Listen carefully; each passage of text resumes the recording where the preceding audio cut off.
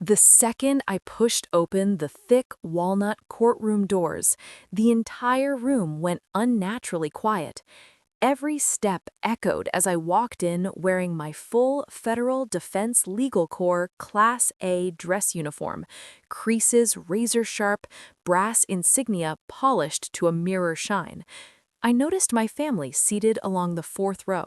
My father, Thomas Hale, a former regional marketing director who had never hidden his disappointment in my career choices, leaned toward my mother and let out a faint, mocking chuckle. I didn't need to hear him to know the words. "She's actually wearing the uniform?" he murmured. My mother, Margaret Hale, a woman whose greatest wish in life was peace and predictability, responded with a weary sigh. She shook her head slightly, that familiar expression of quiet embarrassment crossing her face, as if I were a child pretending to be important at the wrong moment. I didn't react. My heels clicked against the marble floor as I moved past them and took my place behind the prosecution's table. Moments later, the presiding judge entered. Senior federal judge Richard Coleman adjusted his robe as he sat, his demeanor brisk and procedural. Case number 1137 CR 492, the United States versus Ethan Hale, he announced firmly. Then his eyes lifted. They landed on me, and everything stopped. The judge froze mid-breath. The courtroom felt like it had been sealed in ice. He reached for his glasses with unsteady fingers, pushing them up the bridge of his nose. His next words came out barely above a whisper. "My God, Major Hale? That Major Hale? From Operation Black Ember?" I noticed the two federal security officers beside the bench straighten instantly, not casually, but snapping into full, formal posture. The tension in that room couldn't have been more different from the scene just 12 days earlier. That night had been our usual forced Saturday family dinner, which in reality was a weekly celebration of my brother, Ethan. Ethan, the family's untouchable star. He was a flashy startup founder with a talent for charm and an ego polished brighter than his designer watch. That evening, he brushed off his legal troubles like they were a minor inconvenience. "It's just paperwork nonsense," he said casually, twirling his fork. "A misunderstanding."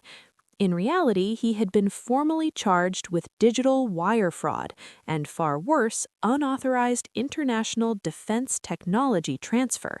But to Ethan, it was nothing. My father soaked it in. "That's my boy," Thomas said proudly. "Visionaries always scare the system." He turned dismissively toward me. "Unlike those safe little government desk jobs." Ethan smirked and looked directly at me. "Hey, counselor," he said, using the nickname that always felt like a subtle insult. "You work in that world, right?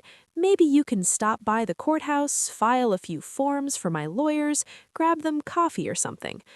Both of my parents laughed, genuinely, warmly, as if he'd just delivered the joke of the year. I stayed silent, but inside me something cold and focused was sharpening. I didn't just see his luxury car or the investor money my parents had poured into him. I saw the nights I worked double shifts during law school while he was handed a penthouse lease. I saw how his disasters were called learning experiences, while my achievements were reduced to polite nods.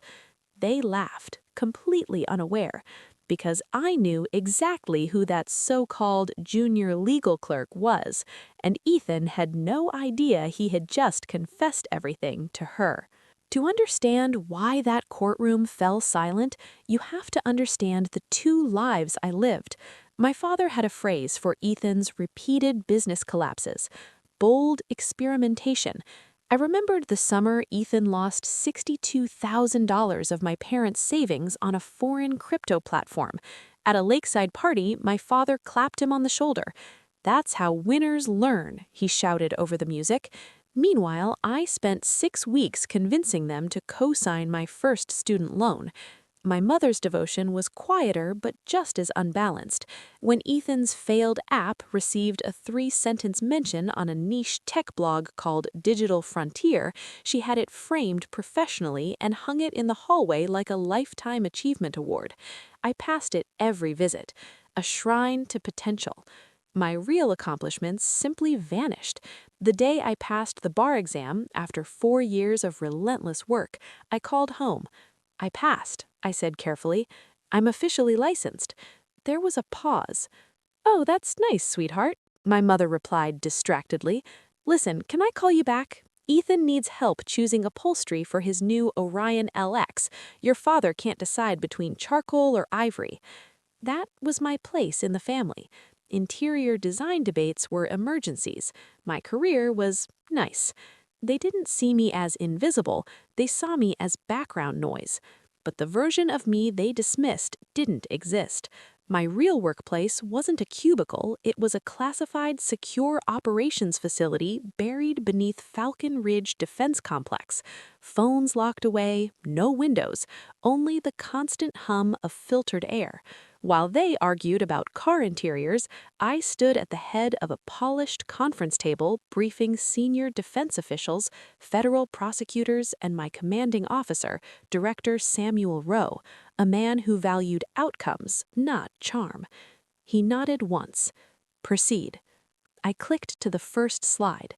"Sir," I began calmly, "the subject, Ethan Hale, violated federal export control law by routing restricted guidance software through a shell entity registered in Port Alaris." Silence. "We have transaction records, encrypted communications, and complete server access obtained under the Black Ember authorization." He hadn't just committed fraud, he compromised a strategic defense system. Director Rowe spoke quietly. "This isn't just a crime. This is a national security breach." The Attorney General's office wanted it expedited, an example made. And while my family joked about coffee runs, I held the rulebook. For years, I tried to earn respect through explanation, but they only understood one language: consequences. Professionally, my first step was recusal. You cannot prosecute your own family. I formally stepped away from United States versus Hale. Director Rowe nodded grimly. "It's the correct call." As I left his office, I felt the familiar emptiness return. After everything, I was benched again.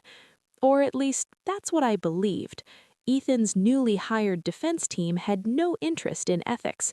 They were aggressive, outrageously expensive, and carried the kind of arrogance that only comes from years of winning cases where no one ever truly challenged them. To them, federal court was just another stage. Exactly 7 days later, a new filing landed on the internal legal office. Motion to dismiss. I opened it out of habit. By the end of the first page, my stomach went cold. Their entire strategy rested on a single idea: destroy the investigation by destroying me. They claimed the evidence obtained under Operation Black Ember was invalid, fruit of a poison tree. According to them, the warrants were executed by an unqualified, emotionally motivated junior officer with a personal vendetta. That officer was me. They painted me as a resentful sibling, an overzealous nobody playing investigator, a hobbyist in uniform, exactly how my father had always described my career. I was still staring at the document when my desk phone rang. Director Rowe. "Major Hale," he said flatly. No warmth, no irritation, just facts. "I've read the motion, so has Judge Coleman." He paused. "Your recusal applies to prosecution. It does not apply to testifying about your own investigative work." My grip tightened around the receiver. "Their defense depends entirely on discrediting you personally," he said. "The judge isn't dismissing the motion. He's ordering the originating investigator to testify on the warrant affidavit." That was the moment I understood. They hadn't trapped me. They had trapped themselves. I wouldn't stand in court as an attorney. I would stand as a material witness, called to explain under oath the facts of my own investigation. That evening, my mother called. Her voice carried that brittle, forced cheerfulness I recognized instantly. "We'll all be at the courthouse tomorrow," she said, "to support Ethan. My father and I will be in the gallery."